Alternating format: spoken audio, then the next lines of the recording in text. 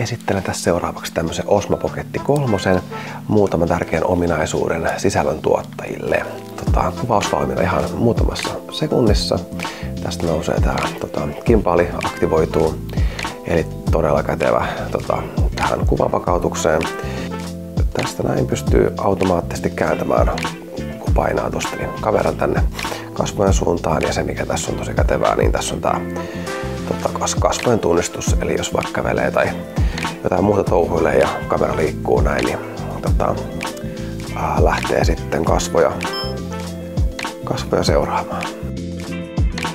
Eli tässä pystyy nopeasti sitten vaihtamaan vaakavideosta pystyvideoon ja toisinpäin. Eli 4K vaakaa ja pystyy sitten 3K. 2 langatonta mikkiä pystyy myös yhdistämään tähän DJI:n omia mikkejä.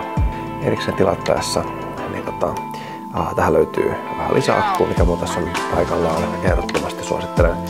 Ja sitten kolmijalka kanssa ruuvattava paikalle.